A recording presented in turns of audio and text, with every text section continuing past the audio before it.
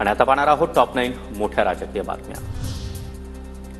जयकुमार गोरे प्रकरणामध्ये शरद पवारांच्या पक्षाचा हात, सुप्रिया सुळे आणि रोहित पवार यांच्या आरोपी तुषार खरातला फोन, विधानसभेमध्ये मुख्यमंत्री फडणवीसांचे गंभीर आरोप।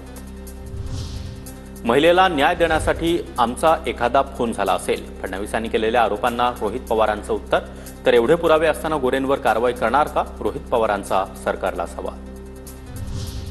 मी माझा फोन तपासासाठी द्यायला तयार, फडणवीसांच्या आरोपानंतर सुप्रिया सुळेंची प्रतिक्रिया।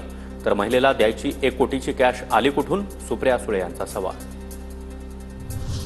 मुख्यमंत्री फडणवीसांना कॉल रेकॉर्डबद्दल माहिती असेल, रोहित पवार सुप्रिया सुळेंवर विचारलेल्या प्रश्नावर अजित पवारांचं उत्तर। तर चौकशी सुरू असून मुख्यमंत्र्यांना वाटलं म्हणून माहिती दिली, अजित पवार यांची प्रतिक्रिया। आदित्य ठाकरे ड्रग्ज व्यापारामध्ये सहभागी, टिनो मोरिया देखील सहभागी, वकील निलेश ओझाचा दावा। तर आदित्य ठाकरे आणि इतरांवर गुन्हा दाखल करा, दिशा सालियांच्या वडिलांची मुंबई पोलीस आयुक्तांकडे मागणी। दिशा सालियांच्या वकिलांना काय बोलायचं ते बोलू द्या, मला त्यावर काही बोलायचं नाही, आदित्य ठाकरे यांची एका वाक्यात प्रतिक्रिया। दिशाला न्याय मिळालाच पाहिजे, आमच्यावर कुणाचाही दबाव नाही, आमच्याकडे काही पुरावे नाहीत, असो दिशाचे वडील म्हणाले। त्यामुळे आधी पुरावे समोर आणा आणि आरोप सिद्ध करा, किशोरी पेडणेकरांची प्रतिक्रिया।